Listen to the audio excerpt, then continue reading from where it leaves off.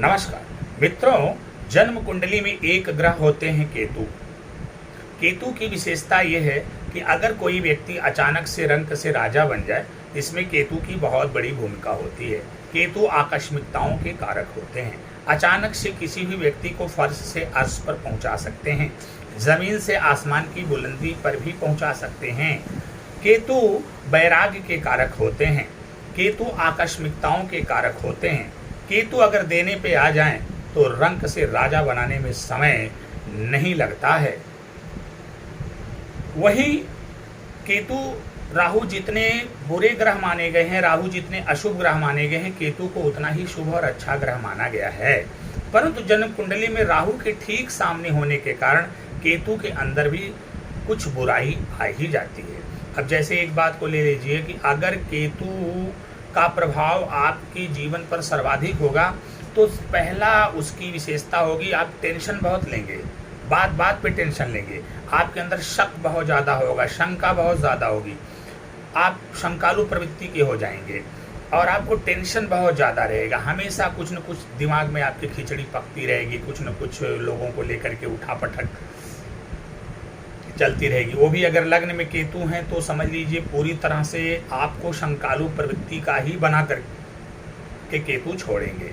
आप अनावश्यक रूप से दूसरों पर शक करते हैं, संदेह करते हैं, टेंशन लेते हैं, अपना भी परेशान रहते हैं, खामखा दूसरे लोगों को भी परेशान करते हैं। वहीं पर अगर केतु की महादशा चल रही है तब तो पूछिए ही मत, बहुत बुरी तरह से आपको टेंशन देंगे। आपके सर पे चोट भी लग सकती है, भयानक गंभीर चोट लग सकती है, आपको दिक्कत परेशानी समस्या का सामना करना पड़ सकता है। अगर आपकी केतु की महादशा चल रही है और गोचर में भी केतु लग्न में विराजमान हो गए हों, या फिर वर्ष फल की जो कुंडली है उसमें भी केतु आकर के लग्न में विराजमान हो गए हों, तो ये मान के चलिए आपके टेंशन का बहुत ज़्यादा समय है। इस समय आपको टेंशन बहुत ज़्यादा होगा, मानसिक पीड़ा होगी आपको, आप लोगों को शक की नज़र से देखेंगे, किसी के प्रति आपके अंदर कोई विश्वास नहीं बन पाता है, आप बहुत ज़्यादा कंफ्यूज हो जाते हैं, बहुत ज़्यादा असमंजस की स्थिति में होते हैं, अनिर्णय की स्थिति में होते हैं, कोई सुंदर बढ़िया निर्णय नहीं ले पाते हैं, कोई सटीक निर्णय नहीं कर पाते हैं। ऊपर से चोट चपेट की जो संभावना बढ़ जाती है वो तो बढ़ ही जाती है। लोगों के प्रति आपके अंदर कोई लगाव नहीं रह जाता है, लोगों से आपकी दूरी बढ़ने लगती है, दुराव बढ़ने लगता है। हाँ, यहाँ पर एक केतु को मैं थोड़ा सा अच्छा भी मानता हूँ, इसलिए केतु को यहाँ पर थोड़ा सा अच्छा मानूंगा कि जन्म कुंडली में केतु ही एकमात्र ऐसे ग्रह होते हैं जो हमें ये बता देते हैं कि कौन अपना है कौन पराया है। एक दोहा मुझे याद आता है कि रहीमन विपदा होए भली, जो थोड़े दिन होए, हित अनहित यही जगत में जानी परत सब कोय। मतलब कि हमारा दोस्त कौन है, हमारा दुश्मन कौन है, इसका भान भी, इसका ज्ञान भी केतु करा ही देते हैं। परंतु केतु अच्छी स्थिति में होनी चाहिए, तब इस प्रकार की स्थिति उत्पन्न होगी। अन्यथा केतु आपके मन में भ्रम पैदा कर देंगे, आपके मन में अविश्वास पैदा कर देंगे, आपके मन में आशंका पैदा कर देंगे, आपको शंकालु प्रवृत्ति का बना देंगे, आपको झगड़ालू प्रवृत्ति का बना देंगे, आप अचानक से राजा से रंक हो जाएंगे, बहुत बड़ी धनहानि आपको होगी, आपको नाना प्रकार के रोग हो जाएंगे, तो इस तरह से आप पीड़ित हो जाएंगे। प्रिय मित्रों, यदि केतु सही स्थिति में, अब जैसे केतु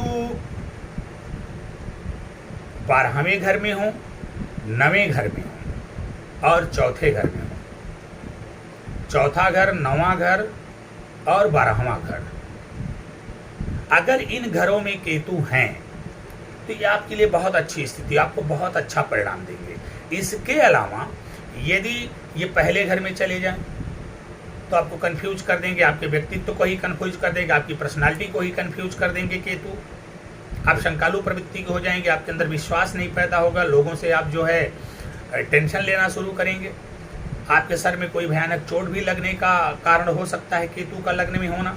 कंफ्यूज करेंगे, आपको शंकालु प्रवृत्ति का बनाएंगे, आपके अंदर अविश्वास की भावना होगी, लोगों को आप शक की निगाह से देखेंगे। और केतु जब वहाँ बैठेंगे तो राहु सप्तम में आ जाएंगे, राहु जब सप्तम में आएंगे तो आपका चारित्रिक पतन भी करवाएंगे। हो सकता है भविष्य में आपके मन में कुछ ऐसे विचार आए कि अपने परिवार को छोड़ करके आप भागने की भी बात करें, वैवाहिक जीवन भी सुखमय नहीं रहने देंगे। तो ये सारी स्थितियाँ होती है, इसलिए केतु का लग्न में होना कहीं से भी उचित नहीं है। अगर केतु दूसरे घर में आ जाए, मैंने दूसरे घर में भी केतु को अच्छा नहीं बताया, क्योंकि केतु जब दूसरे घर में होंगे तो दूसरा घर जो है कुटुंब का होता है, परिवार का होता है, वाणी का होता है, धन का होता है। अब केतु वैराग्य के कारक हैं तो उनका धन से क्या लेना देना है।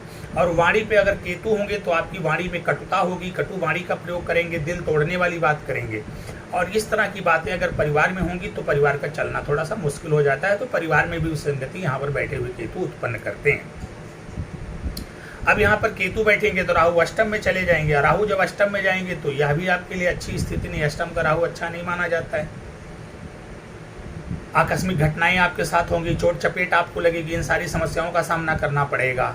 अब वही केतु अगर तीसरे घर में चले जाएं, तो जब केतु तीसरे घर में चले जाएंगे तो केतु तीसरे घर में जाएंगे तो छोटे भाई बहनों के सुख से वंचित करेंगे आपको, आपके पराक्रम में जो है कमी लाने का प्रयास करेंगे। और ये फिर राहु नौवें में होंगे तो राहु भाग्य की हानि करेंगे। और फिर नौवें घर में बैठ करके राहु आपके लगन पर दृष्टि डालेंगे तो आपको पूरी तरह से दिग्भ्रमित कर देंगे। तो फिर केतु का कहीं से भी थर्ड हाउस में बैठना ठीक नहीं होता। लेकिन केतु जब चौथे घर में आएंगे तो चौथे घर में केतु आपको अच्छा रिजल्ट करेंगे, क्योंकि चौथा घर जो है भूमि, भवन, वाहन और माता का होता है। कोई कैसा भी प्राणी हो, कैसा भी व्यक्ति हो, कैसा भी जीव हो, वो माता के घर में अगर आए तो मुझे नहीं लगता कि वो बहुत ज़्यादा कोई नुकसान करने वाला है। और यहाँ पर जब केतु बैठेंगे तो राहु जाकर के बैठ जाएंगे 10वें घर में। 10वें घर के राहु को प्रबल राजयोग कारक माना जाता है, राजनीति के क्षेत्र में आपको आगे लेकर के जाएंगे। और केतु यहाँ पर रहेंगे तो थोड़ा सा आपके अंदर साधु स्वभाव होगा, आपके पास जो है भूमि, भवन, वाहन सारी सुख सुविधाएं होंगी, माता भी होंगी, लेकिन उसके ऊपर आपका बहुत ज़्यादा ध्यान नहीं रहेगा। आप अपने आप को थोड़ा सा मतलब एक प्रकार से गृहस्थ होकर के भी वैरागी टाइप का जीवन व्यतीत करेंगे जब केतु चौथे हाउस में होंगे। अब रही बात पंचम हाउस की। अब पंचम हाउस में अगर केतु आते हैं, पांचवें घर में केतु आते हैं, तो पांचवा घर जो है ज्ञान का है, पांचवा घर संतान का है, पांचवा घर प्रेम का है। अब यहाँ पर अगर केतु बैठेंगे तो जाहिर सी बात है ये संतान के लिए अच्छी स्थिति नहीं होगी। और ज्ञान में भी थोड़ा सा दिक्कत पैदा कराएंगे, शिक्षा से भी आपको दूर कर सकते हैं। और साथ ही साथ प्रेम के मामले में भी ये स्थिति ठीक नहीं है। अब यहाँ पर जब केतु होंगे तो राहु जो है चले जाएंगे लाभ स्थान में। अब लाभ स्थान में राहु होंगे तो यहाँ पर राहु की स्थिति ठीक होती तो कमोवेश थोड़ा संतान और ज्ञान को लेकर के समस्या तो आ सकती है। खास तौर से ज्ञान में भी उतनी दिक्कत नहीं होगी जितनी कि संतान में समस्या होगी केतु के यहाँ बैठने से। परंतु यहाँ पर धन लाभ आपको होगा, तो ये एक मतलब सामान्य स्थिति मानी जा सकती है। और इसके बाद अगर छठवें घर में केतु आते हैं तो छठवें घर में जब केतु आएंगे तो छठवें घर को रोग, रिपु, ऋण इत्यादि से देखा जाता है। अब यहाँ जब केतु आएंगे तो जाहिर सी बात है आपके जीवन में रोग, रिपु, ऋण इत्यादि बढ़ेंगे। सबसे बड़ी बात कि यहाँ पर केतु आएंगे तो आपके पास गुप्त शत्रु होंगे, आस्तीन के सांप होंगे आपके पास, आपको नजर दोष, टोना टोटका बहुत ज्यादा लगेगा। ये बात को आपको ध्यान रखना है। अगर छठवें घर में आपके केतु हैं तो आप नजर दोष, टोना टोटका से बच कर रहिए, रोग, रिपु, ऋण इत्यादि से बच करके रहिए। और सबसे बड़ी बात कि अगर छठवें घर में केतु हैं तो अगर अपनी योजना, परियोजना को, अपनी प्लान को आप किसी भी व्यक्ति के सामने व्यक्त कर देंगे तो वह काम आपका 100% रुक जाएगा, काम नहीं होगा। इसलिए जिनके छठवें घर में केतु होते हैं ऐसे व्यक्तियों को चाहिए होता है कि वो अपनी बातों को छिपा कर रखें, किसी के सामने प्रकट ना करें। हाँ, छठवें घर में केतु के रहने से अगर ऐसे व्यक्ति के मुंह से अचानक से कोई आशीर्वाद या बद्दुआ निकल जाए तो सामने वाले पर लग जाती है।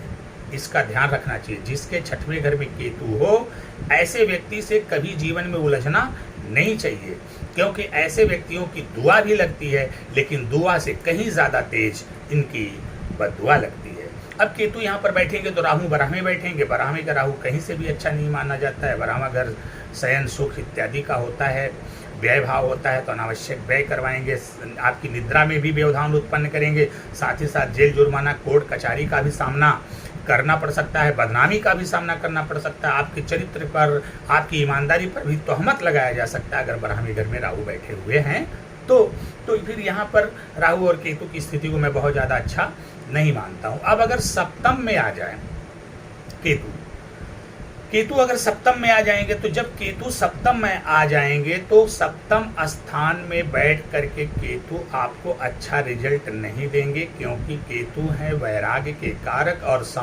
सप्तम भाव जो है ये दाम्पत्य का भाव होता है, और दाम्पत्य का वैराग्य से कोई लेना देना नहीं है। ये भौतिक सुखों से वंचित करते हैं, और दाम्पत्य की व्यवस्था में दोनों सुख हैं, भौतिक सुख भी है और आध्यात्मिक सुख भी है। लेकिन आज के परिवेश में लोगों ने दाम्पत्य सुख को भौतिक सुख से ज़्यादा जोड़ रखा है। अब सप्तम भाव में जब केतु होंगे तो पत्नी से विवाद उत्पन्न होगा। उसका कारण यह है कि जिस व्यक्ति के सप्तम में केतु होंगे उसके लग्न में राहु होंगे। अब लग्न में राहु होंगे तो व्यक्ति महा कन्फ्यूज होगा, पूर्णतया जो है वो असमंजस की स्थिति में रहेगा, अनिर्णय की स्थिति में रहेगा, हमेशा कन्फ्यूजन का शिकार रहेगा। उसको लगेगा कि उसके साथ कुछ भी अच्छा नहीं हो रहा है, उसको लगेगा कि हमारी पत्नी हमारे साथ अच्छे से नहीं रही, हमारे साथ अच्छे से व्यवहार नहीं कर पा रहा है। तो सप्तम भाव में जब केतु बैठेगा तो ऐसा व्यक्ति जो है अपने पार्टनर को बोलेगा कि तुमसे विवाह करके, तुमसे शादी करके हम फंस गए। ऐसी स्थिति में कभी कभी स्थिति ये भी देखने में आ सकती है कि ये मामला पंचायत में पहुँच जाए, कोर्ट केस कचहरी और तलाक तक की नौबत भी आ सकती है अगर सप्तम भाव में केतु हैं। बिजनेस व्यापार में भी दिक्कत पैदा हो सकती है, पार्टनरों के साथ भी मतभेद की स्थितियां उत्पन्न हो सकती हैं। अष्टम भाव में केतु, अष्टम भाव में जब केतु आएंगे तो अष्टम भाव में केतु को मैं बहुत अच्छा नहीं मानता, लेकिन फिर भी कुछ हद तक ठीक है। जैसे अगर अष्टम भाव में केतु आएंगे तो केतु भी आकस्मिकताओं के कारक हैं, अष्टम भाव भी आकस्मिकताओं का भाव होता है। अष्टम भाव रहस्य का भाव है, केतु भी अपने आप में एक बहुत बड़े रहस्य हैं। तो फिर इन दोनों के बीच का अच्छा कॉम्बिनेशन बनेगा और आपके जीवन में बहुत सारी रहस्यमयी, चमत्कारी, आकस्मिक घटनाएं घटती रहेंगी, आपको लाभ और हानि होती रहेगी अगर अष्टम भाव में केतु होंगे। सबसे बड़ी बात, अगर अष्टम भाव में केतु होंगे तो आप एक सफल ज्योतिषी भी बन सकते हैं यदि आपकी कुंडली में अन्य ग्रहों की स्थितियां ठीक हों तो, क्योंकि आपके अंदर गुप्त ज्ञान की अधिकता होगी। अब यहाँ पर जो है जब अष्टम में केतु होंगे तो राहु दूसरे भाव में होंगे, आपकी वाणी के भाव पर राहु होंगे, और राहु का वाणी पर होना कहीं से भी अच्छा नहीं माना जाता। धन भाव में राहु का होना नहीं अच्छा माना जाता, परिवार में राहु का होना नहीं माना जाता, कुटुंब भाव में राहु का अच्छा होना नहीं माना जाता है। परिवार में मतभेद की स्थितियां, धन में समस्या देखने को मिल सकती है। आपकी वाणी जो है, आप बिना सोचे समझे कुछ भी बोल देंगे किसी को, और अपनी वाणी के द्वारा आप अपने जीवन में दोस्त कम दुश्मन ज़्यादा बना लेंगे और आपको दिक्कतों का सामना करना पड़ेगा। लेकिन वहीं जब आकर के नवम स्थान में केतु बैठते हैं तो बहुत जबरदस्त रिजल्ट करते हैं। केतु के लिए नौवां घर बहुत ही अच्छा होता है। जिस किसी भी जातक की जन्म कुंडली के 9वें घर में केतु हैं, आंख मूंद कर आप कह सकते हैं कि वो धर्मात्मा है। यदि अन्य ग्रहों की स्थितियां ठीक हैं, वो धर्मात्मा है। जब केतु 9वें घर में आते हैं, धर्म से जोड़ते हैं, सत्कर्म से जोड़ते हैं, दान से जोड़ते हैं, पुण्य से जोड़ते हैं, पिता का सुख प्रदान करते हैं, आपको जीवन में बहुत आगे लेकर के जाते हैं, धर्मात्मा बनाते हैं, महात्मा बनाते हैं, संत बनाते हैं, सज्जन बनाते हैं, फर्श से अर्श पर लेकर जाते हैं, रंक से राजा बनाते हैं, धरती से आसमान पर लेकर जाते हैं, और ज़्यादा आप ख्याति प्राप्त करते हैं, यश प्राप्त करते हैं, कीर्ति प्राप्त करते हैं, समाज में आप प्रतिष्ठित होते हैं। वहीं राहु थर्ड स्थान में राहु महाबली हो जाते हैं, दिग्बली हो जाते हैं, परम बली हो जाते हैं, ज़बरदस्त आपको फ़ायदा दिलाते हैं। राजनीति के क्षेत्र में, कूटनीति के क्षेत्र में आप अग्रणी होंगे। अपने बाहुबल से, अपने पराक्रम से इस दुनिया में आप जो चाहेंगे सो हासिल करेंगे। परंतु अगर 10वें भाव में केतु चले जाएं तो फिर यह स्थिति अच्छी नहीं मानी जाती है। 10वें भाव में केतु का चले जाना कहीं से भी श्रेयस्कर नहीं है, क्योंकि जब 10वें भाव में केतु जाएंगे तो बिजनेस में बार बार परिवर्तन कराएंगे। आप अपने जीवन में देखा जाएगा बार बार कारोबार, व्यापार बदलते हुए नजर आएंगे। नौकरी करें, बार बार एक नौकरी करेंगे, दूसरी छोड़ेंगे, दूसरी छोड़ेंगे, तीसरी करेंगे, तीसरी छोड़ेंगे, चौथी करेंगे। इस तरह से बार बार नौकरी बदलती रहेगी। पिता के साथ भी आपकी मतभेद की स्थितियां होंगी और राहु जा करके बैठ जाएंगे चौथे घर में। चौथे घर में राहु बैठ करके बहुत ज़्यादा बुरा तो नहीं कर पाएंगे, लेकिन कहीं न कहीं परिवार से दूर करने का प्रयास आपको साथ वो करेंगे। चौथे भाव में जब राहु बैठते हैं तो ये चंद्रमा का घर होता है, और चंद्रमा के घर में जाकर के राहु बहुत ज़्यादा बुरा फल नहीं देते हैं, वो वहाँ जाकर के शांत ही रहते हैं। बस उनका एक ही काम रहता है कि आपको घर पे स्थिरता प्रदान नहीं करेंगे, आपको बाहर से ही इनकम होगी और आपको घर छोड़कर बाहर ही जाना पड़ेगा ऐसी स्थिति में। वहीं अगर केतु 11वें भाव में चले गए, 11वें भाव में केतु जाएंगे तो मैंने कहा केतु वैराग्य का भाव है और 11वां भाव लाभ का है, आय का है, तो निश्चित रूप से वो भौतिक सुख से वंचित करने वाला ग्रह केतु होते हैं। तो केतु जब वहाँ पर जाएंगे तो लाभ से आपको हटा करके आपको वैराग्य की तरफ लेकर जाने का प्रयास करेंगे। तो कहीं ना कहीं लाभ और हानि से केतु बहुत ज़्यादा संबंध नहीं रखते हैं, भौतिकता से बहुत ज़्यादा संबंध नहीं रखते हैं, आध्यात्मिकता से संबंध रखते हैं। तो 11वें भाव में अगर केतु जाएंगे तो बड़े भाई के साथ भी मतलब दिक्कत तो पैदा होगी, आय और लाभ में भी उतार चढ़ाव देखने को मिल सकता है। और राहु आकर के तब पंचम में बैठ जाएंगे। पंचम भाव ज्ञान का और संतान का होता है, दोनों को मटिया मेट करेंगे, संतान को भी चौपट करेंगे और आपके ज्ञान को भी खराब कर देंगे यहाँ पर बैठे हुए राहु। तो ये मिला जुला के जो केतु अगर 11वें में हो, राहु पंचम में हो, तो ये स्थिति ठीक नहीं है। परंतु वहीं पर यदि केतु 12वें भाव में चले जाएंगे तो राहु आकर के बैठ जाएंगे 6ठे भाव में। अभी पहले मैं राहु की बात, जब राहु 6ठे भाव में बैठेंगे तो ये आपको जबरदस्त शत्रुहंता बनाते हैं। और 6वें भाव में राहु का होना आपको राजयोग प्रदान करता है। आप राजनीति के क्षेत्र में आगे जा सकते हैं, बहुत ज़्यादा सफल होंगे, इसमें कोई दो राय नहीं। कब? जब केतु जाएंगे 12वें में तो राहु आएंगे 6ठे में। जिन व्यक्तियों की जन्म कुंडली के 6ठवें भाव में राहु होता है, इनसे कोई भूल कर भी दुश्मनी ना करे। ये अपने दुश्मन कहीं भी जाकर के छिप जाए, ये उसको ढूंढ कर खत्म कर देते हैं, समाप्त कर देते हैं। जब तक समाप्त नहीं कर लेते इनको चैन नहीं मिलता। बात चूंकि केतु की हो रही, तो केतु जब 12वें भाव में जाएंगे, केतु वैराग के कारण है, कारक हैं, केतु त्याग के कारक हैं। तो जो 12वां भाव है ये मोक्ष का भाव है। तो केतु के स्वभाव के हिसाब का ये भाव है। तो वैराग, मोक्ष, त्याग ये कब होगा? जब आप सभी प्रकार के सुखोपभोग कर चुके होंगे। तो 12वें घर में बैठे हुए केतु पहले आपको नाना प्रकार के भौतिक सुख सुविधा से संपन्न करके सुखोपभोग करवाते हैं और फिर बाद में आपको इनसे आपका जो मोह इनसे भंग करवाते हैं और आपको मोक्ष की तरफ लेकर के चले जाते हैं। प्रिय मित्रों, तो यदि जन्म कुंडली में आपको परिवर्तन करना है, सुधार करना है, तो सबसे पहले केतु पर ध्यान दीजिए। केतु की क्या स्थिति है, क्या पोजीशन है, क्या कंडीशन है। या अगर आप केतु को सही कर लेंगे तो निश्चित रूप से आपका जीवन सुख समृद्धि और खुशहाली से भर जाएगा। आपको किसी प्रकार का कोई टेंशन नहीं रहेगा। आशा करते हैं हमारा वीडियो आपको अच्छा लगा होगा। आप हमारे इस वीडियो को लाइक, कमेंट और शेयर करिए। यदि आपने हमारे चैनल को सब्सक्राइब नहीं किया है, चैनल को सब्सक्राइब करें, बेल आइकन का बटन दबाएं। जैसे आज हम ये चर्चा लेकर केतु के बारे में आए, फिर किसी दिन किसी और भी ग्रह की चर्चा लेकर के आएंगे, आपके बीच में करेंगे। तब तक के लिए हम आपसे विदा चाहते हैं। आपका जीवन मंगलमय हो। नमस्कार।